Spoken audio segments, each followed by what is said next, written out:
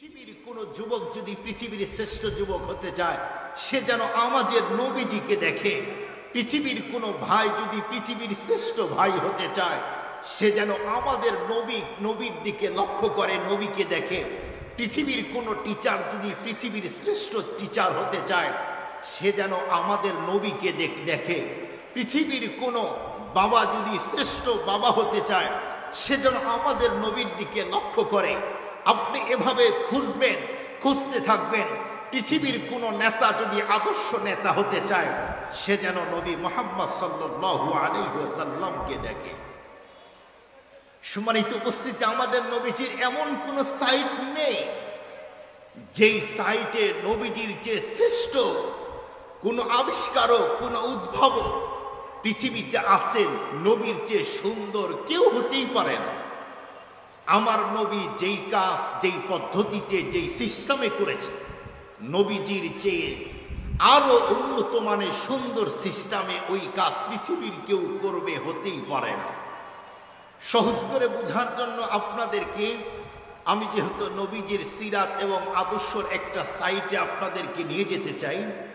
আমরা প্রত্যেকেই জানি বর্তমান যুগ হলো বিজ্ঞানের যুগ। এ যুগের মানুষগুলি এখন বিজ্ঞানের মানদণ্ডে ইসলামকে মানতে চায়। মনে রাখবেন, ইসলাম ইজ দ্য ফুল প্যাকেজ। ইসলাম এমন একটা পরিপূর্ণ প্যাকেজ করে আল্লাহ তাআলা পাঠিয়ে দিয়েছেন। পৃথিবীর কোনো দার্শনিক, পৃথিবীর কোনো সায়েন্টিস্ট কখনো ইসলামকে প্যাকেট করার ক্ষমতা কারণে ইসলামের পরিপূর্ণ প্যাকেজ এর বাস্তব নমুনা আমাদের নবী আলাইহিস সালাতু ওয়াস সালাম দিয়েছে। খুব ভালো করে বুঝবেন, আমাদের নবীজির আদর্শ চমৎকার আদর্শ। আমাদের নবীজির সিরাত বড় চমৎকার সিরাত। আপনারা জানেন, বিজ্ঞানের এ যুগে অনেক মানুষ অনেক সিস্টেমে নিয়ে যায়। আমরা জানি নবীজির সুন্নত দুই স্তর, দুই ধরনের। একটা হলো আমলি, আর একটা হলো নবী যেই কাজ যেই পদ্ধতিতে করেছেন, ওই কাজ নবীর চেয়ে সুন্দর করে ভালো করে করার মতো মানুষ পৃথিবীতেই নাই। বলবেন, হুজুর এটা কি কথা? যেহেতু শিক্ষিত মানুষ বিজ্ঞানের এ যুগে বিজ্ঞানের মানদণ্ডে ইসলামকে মানতে চায়, তাহলে তো দেখি তো বিজ্ঞান কি 1450 বছর পূর্বে দুনিয়া সেই সময় ছিল না। নবী যেই যুগে এসেছেন সেই যুগে তো বিজ্ঞান ছিল না। এরপরেও 1450 বছর পূর্বে নবী মুহাম্মদ সাল্লাল্লাহু আলাইহি ওয়াসাল্লাম যেই বক্তব্য দিয়েছেন, 1450 বছর পরে নবীজি যেই বক্তব্য দিয়ে গেছেন, ওই বক্তব্যের কাছে এখন বিজ্ঞান হারতে বাধ্য হচ্ছে। বলবেন, হুজুর কেমনে? দুই একটা কথা বলি তাহলে বুঝবেন। নবীর সুন্নতে আমল করলে অনেক ফায়দা, অনেক লাভ। নবীজির সুন্নতের মর্যাদা অনেক বেশি। আপনারা জানেন, ইউরোপ এবং আমেরিকাতে সেই জায়গায় যারা মানুষের স্বাস্থ্য নিয়ে গবেষণা করেছে, সেই জায়গার ওই দেশের ডক্টরগুলি তারা বলছে কি, যে মানুষ ঘুমাবে কোন পদ্ধতিতে, আমরা যে মানুষ আমরা ঘুমাবো কিভাবে, একটা পুরুষ একটা নারী, পুরুষ জাতি নারী জাতি এরা ঘুমাবে কিভাবে। ওরা সেই সময় বলল যে দেখো, মানুষ চিত হয়ে ঘুমায়। আপনারা জানেন, যারা মেডিকেল সায়েন্স সম্পর্কে একটু ধারণা আছে, মানব দেহ সম্পর্কে, আমাদের যে পিঠে যে হাড় আছে, যেটা মেরুদণ্ডের হাড় বলা হয়, এটা কিন্তু একদম স্ট্রেট বাই সোজা না, এটা একটু বাঁকা। কোনো মানুষ যদি তার এত বড় ফুল বডি দেহ, এটা যদি চিত হয়ে ঘুমায়, তাহলে ওই হাড়ের উপরে চাপ পড়ে। এই জন্য পিছন সাইডে একটু ব্যথা করে। এই জন্য বিজ্ঞান বলল যে তোমরা যদি চিত হয়ে ঘুমাও তাহলে তোমাদের ফায়দা হবে, কিন্তু রিপোর্ট আসে না, এভাবে ঘুম তৃপ্তি মতো হয় না, এমনকি ঘুমের মধ্যে আমরা দুঃস্বপ্ন দেখতে থাকি। তখন বলল ঠিক আছে, এই পদ্ধতি চেঞ্জ করো। ওরা চেঞ্জ করে বলল তাহলে উপর হয়ে ঘুমাও। যখন মানুষগুলি উপর হয়ে ঘুমায়, তখন তাদের বুক ব্যথা করে। বলুন, যাদের উপর হয়ে ঘুমানো অভ্যাস নেই, আপনারা একদিন ঘুমিয়ে দেখবেন পরের দিন কি পরিমাণ বুক ব্যথা করে। তখন তারা বলল যে না, চিত হয়েও না, উপর হয়েও না। মেডিকেল সায়েন্স ডক্টরগুলি তখন বলল তাহলে তোমরা বাম কাত হয়ে ঘুমাও। যখন বাম কাত হয়ে ঘুমায় আপনারা জানেন বাম পাশের যে হাড় আছে এটা কিন্তু সোজা না, একটু বাঁকা। আর এই বাঁকা হাড় থেকেই আল্লাহ তাআলা আম্মা জান হাওয়া আলাইহিস সালাতু ওয়াস সালামকে সৃষ্টি করেছিলেন জান্নাতে। আপনারা এই ঘটনা জানেন। যখন চিত হয়ে ঘুমায় শান্তি হয় না, শরীর সুস্থ হয় না, তৃপ্তি হয় না, গভীর ঘুম হয় না। উপর হয়ে ঘুমায়, তৃপ্তিমতো ঘুম হয় না। বাম দিক হয়ে ঘুমায়, তবুও আরাম পায় না, শান্তি মতো ঘুম হয় না। তখন ডক্টরগুলি বলতে থাকলো তাহলে তোমরা ডান দিক হয়ে ঘুমাও। যখন পুরা ইউরোপ এবং কি আমেরিকা সহ আর অন্য দেশ তামাম অলডে মানুষগুলি যখন ডক্টরের থিওরি মানা শুরু করলো, ডান দিক হয়ে যখন ঘুমায় এখন শরীর ব্যথাও করে না, অল্প একটু টাইমের মধ্যে গভীর ঘুম হয়, মজার একটা ঘুম হয়, শরীরও ব্যথা হয় না, দুঃস্বপ্ন মানুষ দেখে না। তখন ওরা বলতে থাকলো এই সিস্টেমে মানুষ ঘুমাবে।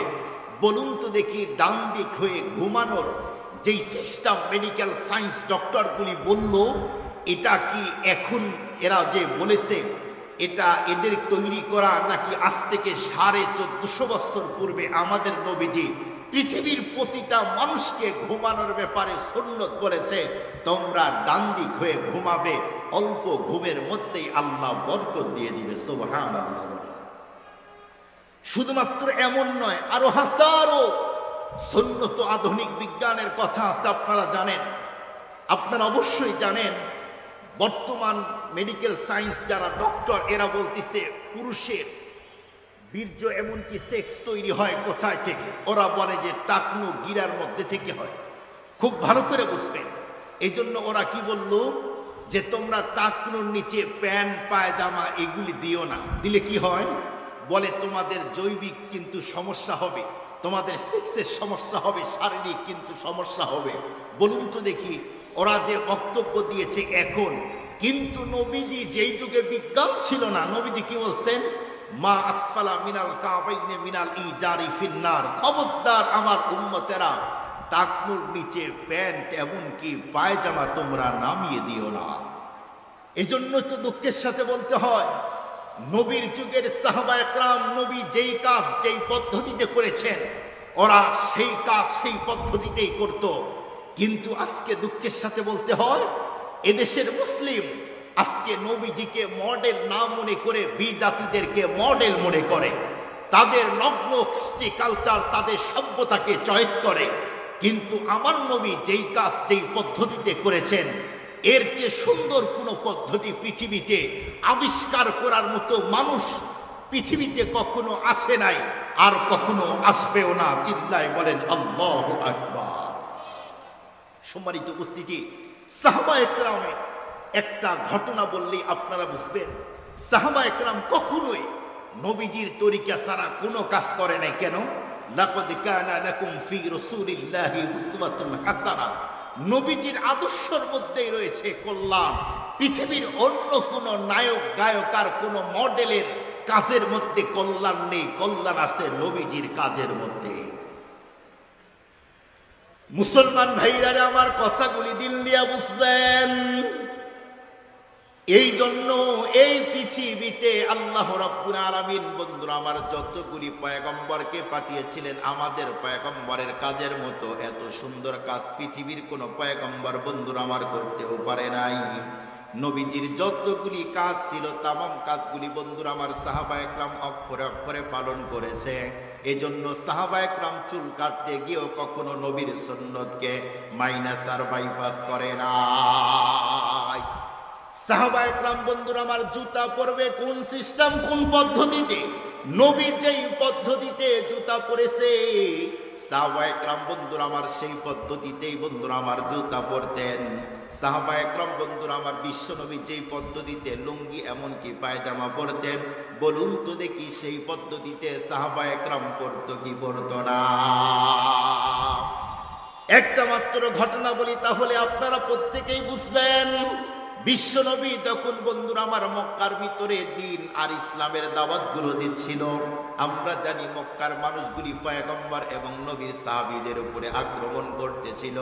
কিন্তু নবীর সাহাবীগুলি বিশ্ব নবীর কাছে আসার পরে তখন ডেকে বলছে, ইয়া রাসূলুল্লাহ, এতদিন পর্যন্ত আমরা তো আল্লাহ চিনি নাই, আল্লাহর কোরআন পাই নাই, আপনাকে তো আমরা চিনি নাই, কিন্তু এখন যখন আল্লাহকে চিনেছি আমরা এখন কোরআন পড়তে চাই, আপনার বন্ধুরা আমার অনুসরণ করতে চাই, কিন্তু মক্কার মানুষগুলি আমাদের উপরে আক্রমণ করে, তা মানাই যায় না।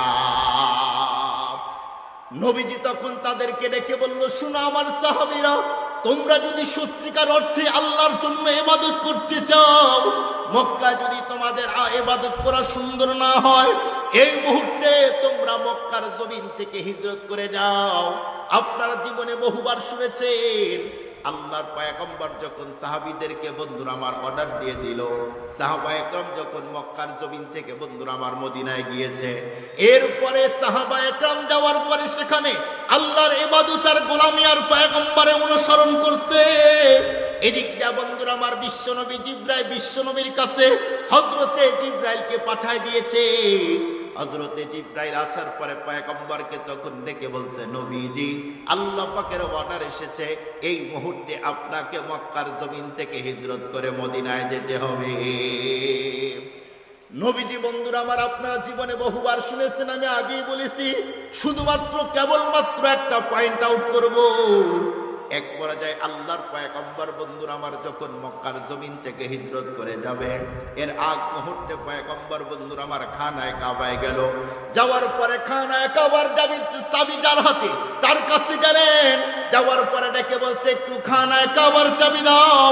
সেই মুহূর্তে খানায় কাবার চাবি যার হাতে ছিল, উনি সেই মুহূর্তে তখন ডেকে বলছে, মুহাম্মদ, মক্কার তামাম মানুষের জন্য খানায় কাবার চাবি দেওয়ার অনুমতি আছে, কিন্তু তোমার হাতে কোনো অবস্থাতেই খানায় কাবার চাবি দেওয়া যায় না।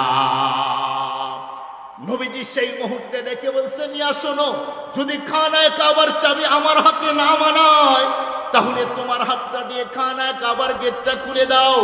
সেই মুহূর্তে তখন পয়গম্বরকে ডেকে বলছে, শোনো, তোমার জন্য কোনো অবস্থাতেই খানায় কাবার গেটটাও খোলা যায় না। বিশ্বনবী তখন ডেকে বলছে, আমি তোমার কাছে খানায় কাবার চাবি চাইলাম, দিলে না। এরপরে বললাম, তুমি তোমার হাতটা দিয়ে খানায় কাবার গেটটা খুলে দাও, তাও দিলে না। মনে রেখো, একদিন এই জায়গায় দাঁড়িয়ে আজকে যেমন খানায় কাবার চাবি তোমার হাতে, একদিন আমার হাতেও থাকবে খানায় কাবার চাবি। সেই দিন তুমি আমার কাছে যতই খানায় কাবার চাবি চাও, কিন্তু আমি তোমার হাতে সেই দিন খানায় কাবার চাবি দিব না। মুসলমান ভাইরা আমার, বিশ্বনবী সেই জায়গা থেকে খানায় কাবার চত্বর ছেড়ে পয়গম্বর যখন মদিনার দিকে যাইতেছে, পয়গম্বর বারবার খানায় কাবার দিকে লক্ষ্য করে চোখের পানিগুলো ছেড়ে খানায় কাবাকে ডেকে বলছে, খানায় কাবা, কোনো অবস্থাতেই তোমাকে রেখে আমার মন বন্ধুরা আমার মদিনা যেতে চায় না, কিন্তু কি করব, মক্কার মানুষগুলি তোমার মাঝে আমারে থাকতেই দিল না। মুসলমান ভাইরা আমার, বিশ্বনবী এদিক দিয়ে মক্কার জমিন থেকে মদিনায় যাবে। আপনারা জানেন, মদিনার ছোট্ট ছোট্ট বাচ্চাগুলি বিশ্বনবীকে বন্ধুরা আমার আপন করে পাবে, পয়গম্বরকে এখন কাছে পাবে। এই জন্য বন্ধুরা আমার প্রত্যেকে এখন আনন্দ করতেছে, নবীজি কখন আসবে। ছোট্ট ছোট্ট বাচ্চাগুলি তার মাকে ডেকে বলছে, মা বলো না আমাদের নবীজি কখন আসবে। এক নজর নবীজিকে দেখার জন্য আমাদের মনটা বড় পাগল পারা। ছোট্ট ছোট্ট বাচ্চাগুলি এবং সাহাবীরা, যেই সমস্ত সাহাবী মক্কার জমিনে বিশ্ব নবীর নূরানি চেহারা দেখেছে, অনেকদিন লম্বা টাইম পার হয়ে গেছে, এখন পর্যন্ত বন্ধুরা আমার পয়গম্বরের চেহারা দেখে নাই। কারণ নবীর চেহারা বড় সাংঘাতিক। নবীকে এক নজর দেখার জন্য সাহাবায়ে কেরাম পাগল পারা কেন? আল্লাহ পাক রব্বুল আলামিন নবীকে এত সুন্দর চেহারা দান করেছে, যা পৃথিবীর অন্য কোনো মানুষকে তা দেয় না। सारे दुनिया तो किया मई मिसले तू देखा नहीं, तेरे मानिन खूबसूरत तो चंद भी होता नहीं। उसने ईसुबदो में ईसा यद बैदारी, आज खूबा हमदारम तू तन्हादारी। उसने ईसुब से फजूतर हाय रसूलुल्लाह का, हाय ए नूर चश्मे याकूब अवर ए नूरुल्लाह का। ऐसा तुझे खालिक ने तेरा दार बनाया, यूसुफ को तेरे तौलब दीदार बनाया, यूसुफ को तेरे तौलब दीदार बनाया। আল্লাহু আকবার বলেন, আল্লাহু আকবার। সম্মানিত উপস্থিতি, আমাদের নবীজিকে আল্লাহ তাআলা মারাত্মক সুন্দর চেহারা দিয়েছেন। সুবহানাল্লাহ বলেন। নাসরুদ্দিন একটা কিতাব পাওয়া যায়, হাকিমুল উম্মত মুজাদ্দিদুল মিল্লাত শাহ আশরাফ আলী থানভী রাহমাতুল্লাহি আলাইহির লেখা। এই কিতাবের মধ্যে আসছে, নবীজিকে জিজ্ঞাসা করা হয়েছে, ওগো নবীজি, সর্বপ্রথম পৃথিবীতে আল্লাহ কি তৈরি করেছেন? নবীজি বললেন যে আল্লাহ পাক তার নূরের ফয়েজ দিয়ে সর্বপ্রথম আমি নবীর নূর তৈরি করেছে। সুবহানাল্লাহ বলেন। এরপরে লম্বা টাইম, সেই সময় জান্নাত জাহান্নাম, এরপরে ফুলসিরাত, এরপরে রুহের, এরপরে কি বলে কোরআন এবং কি যা আছে পৃথিবীর কিছুই তৈরি করে নাই। আদম নবীকেও তৈরি করে নাই, আত্মাও তখন তৈরি করে নাই। সর্বপ্রথম নবীর নূর তৈরি করেছে। খুব ভালো করে বোঝার জন্য চেষ্টা করবেন। আমাদের নবীজিকে আরো জিজ্ঞাসা করা হয়েছে, ওগো নবীজি, আপনি বেশি সুন্দর নাকি হযরত ইউসুফ আলাইহিস সালাতু ওয়াস সালাম বেশি সুন্দর?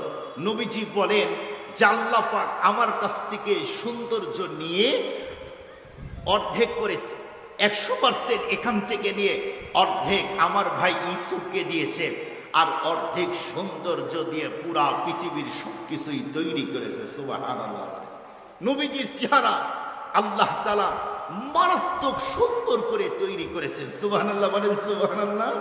আপনারা জানেন কিতাবের মধ্যে এসেছে যে নবী আলাইহিস সালাতু ওয়াস সালাম, নবীজি সব সময় ম্যাক্সিমাম চাই উহুদ পাহাড়ের এই দিক দিয়ে চলাচল করতেন। এই জন্য পাহাড়গুলি নবীজির চেহারা দেখত, গাছপালা তরুলতা এগুলি নবীজির চেহারা দেখত।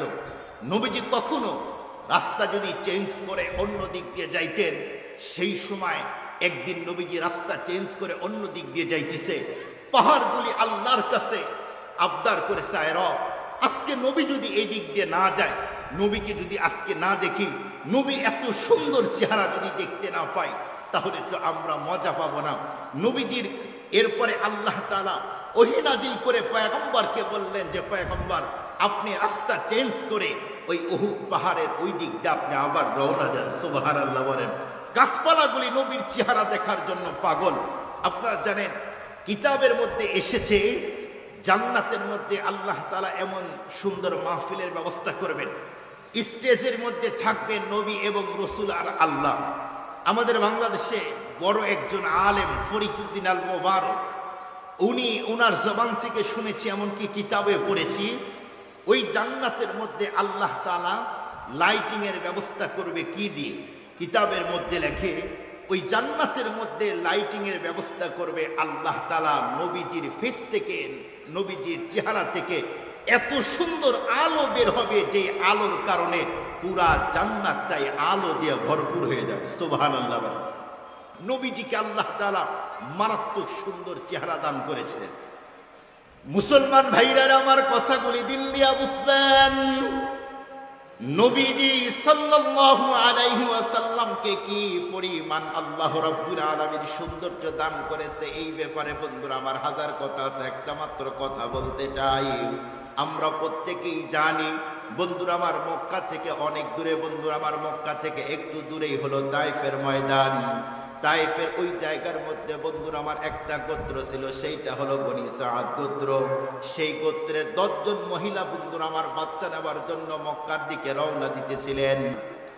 সেই গোত্র থেকে 10 জন মহিলা মক্কার দিকে রওনা দিয়েছে বাচ্চা নেওয়ার জন্য। তাদের টার্গেট যে মক্কার সম্ভ্রান্ত পরিবারের যেই বাচ্চাগুলি আছে, ওই বাচ্চাদেরকে যদি লালন পালন করি, দুধ খাওয়াই, তাহলে আমাদের অনেক টাকা দিবে।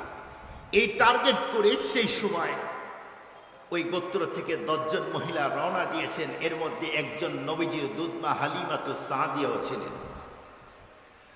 সে হালিমাতুস সাদিয়া ওই মহিলাদের সাথে আসতেছে, কিন্তু হালিমাতুস সাদিয়ার সাথে স্বামী এবং ছোট্ট বাচ্চা, একটা উট আর গাধা নিয়ে আসতেছে। উটের উপরে হালিমাতুস সাদিয়া তার ছোট্ট বাচ্চা এবং স্বামী উঠেছে, আর গাধার উপরে তার যে রসদ খাবারগুলি আছে এগুলি উঠায় দিয়েছে। মুসলমান ভাইরা আমার কথাগুলি দিল দিয়া বুঝবেন। হালিমাতুস সাদিয়া সেই মুহূর্তে তার বন্ধুরা আমার ওই সমস্ত মেয়েদের সাথে যেই মুহূর্তে বন্ধুরা আমার বাচ্চা নেওয়ার জন্য হাঁটি হাঁটি পা পা করে আসতেছিল, আস্তে আস্তে বন্ধুরা আমার যেই 9 জন মহিলা ছিল তাদের বন্ধুরা আমার বাহনগুলি ছিল অনেক তরু তাজা এবং শক্তিশালী। তাদের উটগুলি এত শক্তিশালী ছিল, হালিমাতুস সাদিয়া তার উট এবং গাধা নিয়ে তাদেরকে ধরতেই পারে না। ওই 9 জন মহিলা রাস্তায় আস্তে আস্তে বন্ধুরা আমার একবার দুইবার তিনবার রেস্ট করেছে। এরপরে তৃতীয়বার হালিমাতুস সাদিয়াকে সেই মুহূর্তে তখন ডেকে বলল, হালিমা তোমার তো বন্ধুরা আমার উট এবং তোমার তো গাধা তো দুর্বল, এই মুহূর্তেই যদি তুমি আমাদের সাথে চলতে চাও তাহলে তো অনেক লম্বা টাইম লেগে যাবে, কারণ আমরা তো অনেক দূর থেকে আসতেছি, আমাদের সফর বড় লম্বা সফর হবে। এই জন্য আবার বন্ধুরা আমার বাচ্চাগুলি নিয়ে ব্যাক করে আবার তো বাড়ির দিকে যাইতে হবে, এই জন্য কোনো অবস্থাতেই তোমার জন্য আমরা ওয়েট করতে পারি না। সেই মুহূর্তে হালিমাতুস সাদিয়া বলল, ঠিক আছে তোমরা যাও। সমস্ত মহিলা সেই মুহূর্তে বন্ধুরা আমার সেখান থেকে মক্কাতুল মুকাররমায় চলে গেল। যাওয়ার পরে বন্ধুরা আমার যেই জায়গার মধ্যে বাচ্চাগুলি আছে, সমস্ত বন্ধুরা আমার মহিলাগুলি একের পর এক বাচ্চাগুলি দেখতেছে কোন বাচ্চা বেশি সুন্দর দেখায়, কার বাবার কি পরিমাণ টাকা আছে। এগুলি দেখতে দেখতে দেখতে দেখতে বন্ধুরা আমার এক পর্যায়ে যখন বিশ্ব নবীকে সেই বাজারে ওঠানো হলো, হযরতে আমেনা মা আমেনা বিশ্ব নবী ছোট্ট বাচ্চা, ওই বন্ধুরা আমার বাজারের ভিতরে বিশ্ব নবীকে উঠানো হয়েছে। পয়গম্বরকে সুন্দর করে বন্ধুরা আমার একটা চাদর দিয়ে ঢেকে রাখা হয়েছে।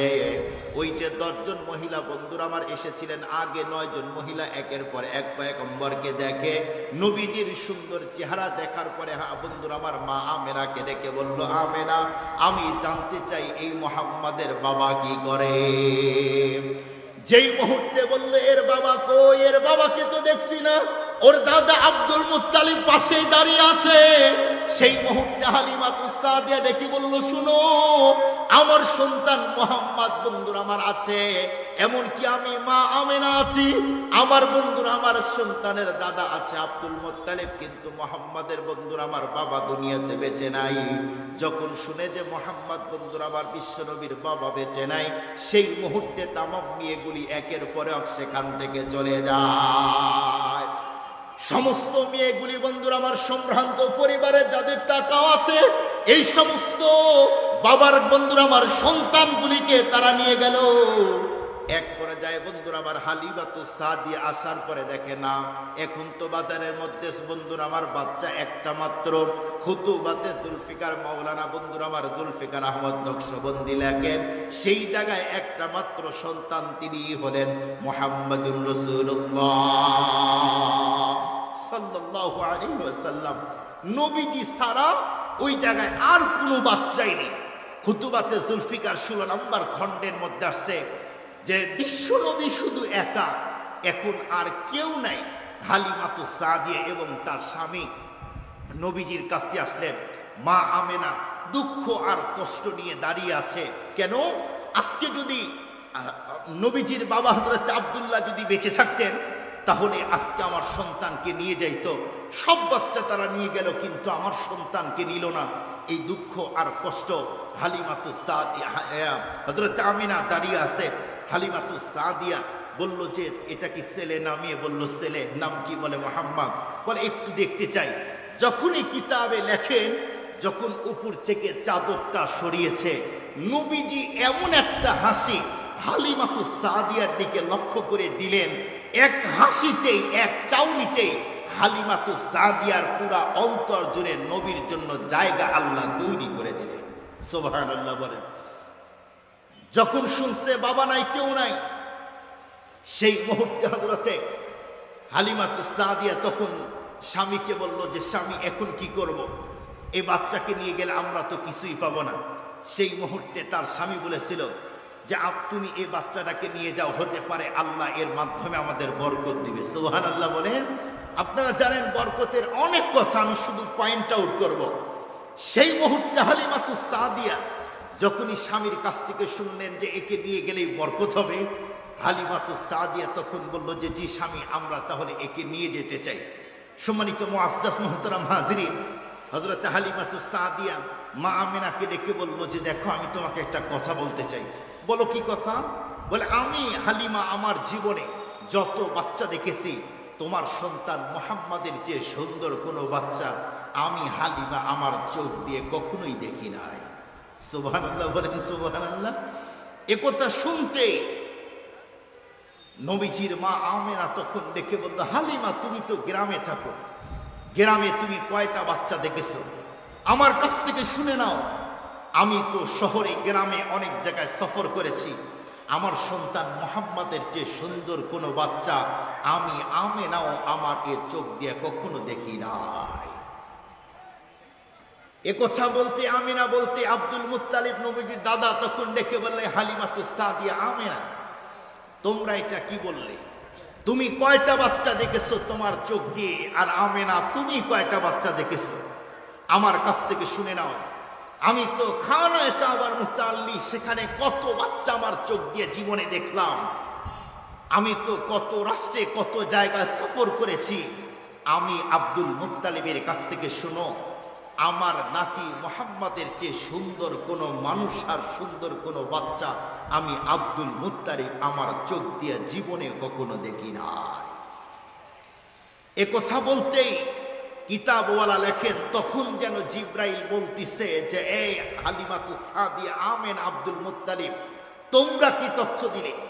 আমার কাছ থেকে শুনে নাও, আমি জিব্রাইল আল্লাহ পাকের জান্নাতের অনেক নিয়ামত আমার চোখ দিয়ে দেখেছি। আমি তো আদম নবীর সৌন্দর্য দেখেছি, আমি তো নূহ নবীর সৌন্দর্য দেখেছি, আমি তো ইব্রাহিম পয়গম্বরের সৌন্দর্য দেখেছি, আমি তো ইসহাক নবীর সৌন্দর্য দেখেছি, আমি তো ইউসুফ নবীর সৌন্দর্য দেখেছি, আমি তো ঈসা নবীর সৌন্দর্য দেখেছি। আমি জিব্রাইলের কাছ থেকে শুনে নাও, আখিরি জামানার পয়গম্বর মুহাম্মদুর রাসূলুল্লাহ সাল্লাল্লাহু আলাইহি ওয়াসাল্লাম এই ছোট্ট বাচ্চা মুহাম্মাদের চেয়ে সুন্দর কোনো মানুষ আমি জিব্রাইল আমার চোখ দিয়ে কখনোই দেখি নাই। সুবহানাল্লাহ বলেন। এ কথা জিব্রাইল বলতেই তখন যেন আল্লাহ পাক বলতেছে, জিব্রাইল তুমি কি বললে এটা?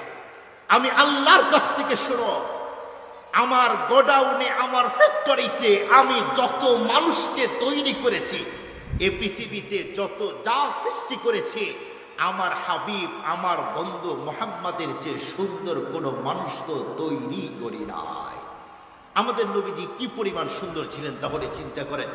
আমরা জানি নবীজির দুধমা হালিমাতুস সাদিয়া, এই হালিমাতুস সাদিয়ার একটা মেয়ে ছিল, সম্ভবত তার নাম হলো সায়মা।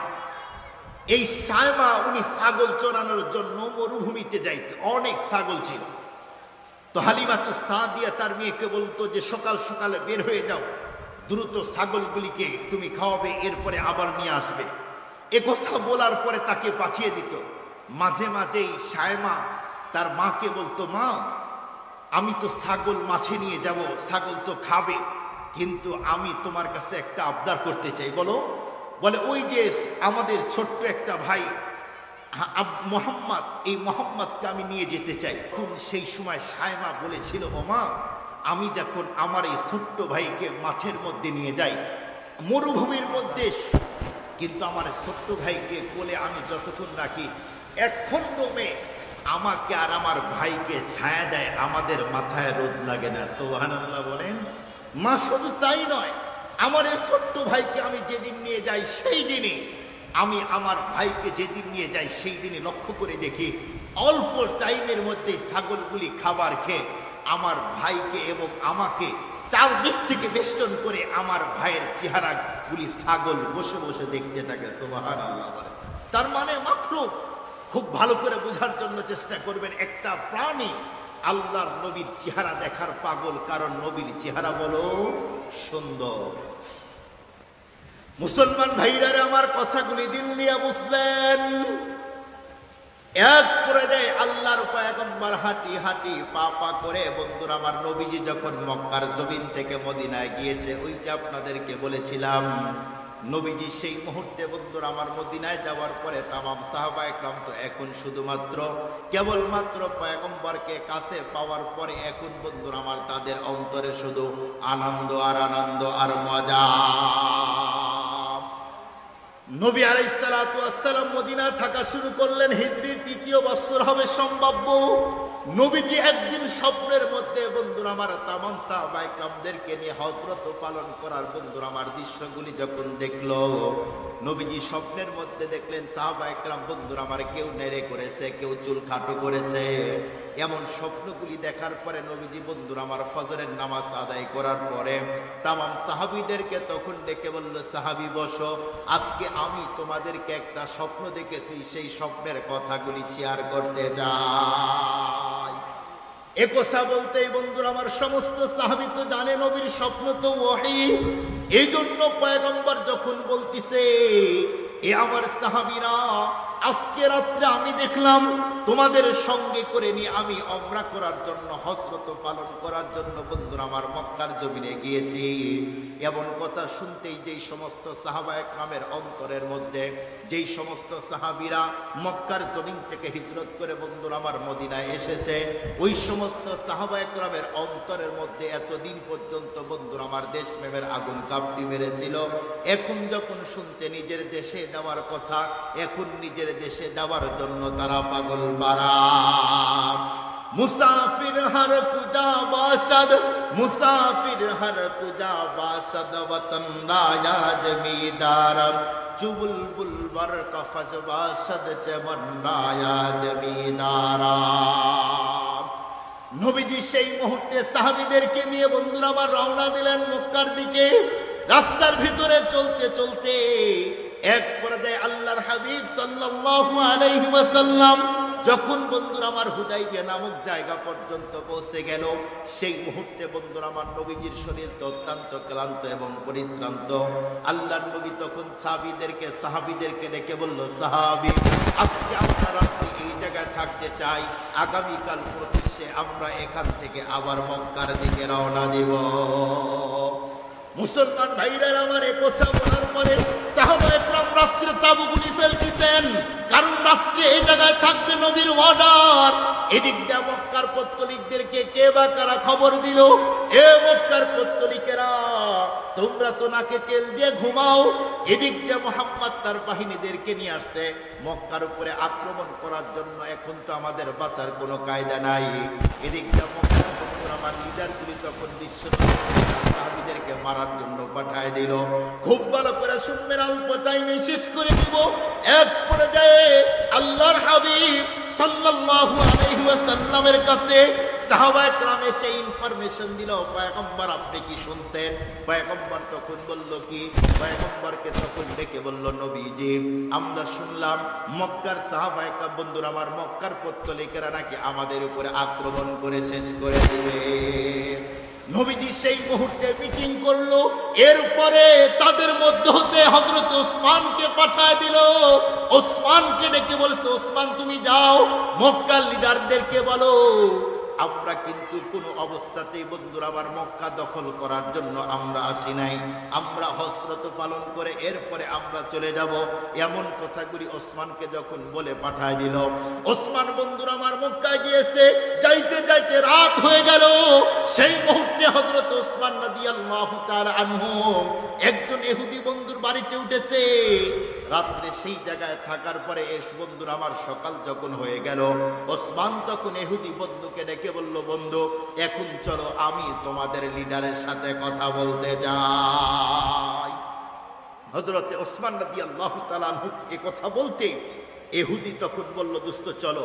কিন্তু হযরত ওসমান রাদিয়াল্লাহু তাআলা আনহু যখন যাচ্ছে, সেই মুহূর্তে তার পরনে যে লুঙ্গি পরা ছিল এটা হলো নিসফ সাক। আপনারা জানেন হাঁটু এবং টাকনুর মিডিল পয়েন্টে যে একটা গোস্ত আছে, এই জায়গায় পরা। ইহুদি আলেম তখন ডেকে বলল, ওসমান, তুমি যেই জায়গায় লুঙ্গি পরেছো, এই জায়গায় লুঙ্গি পরে তুমি যদি যাও, মক্কার লিডারগুলি তোমার আনসাল বলবে, আসল বলে গালি দিবে।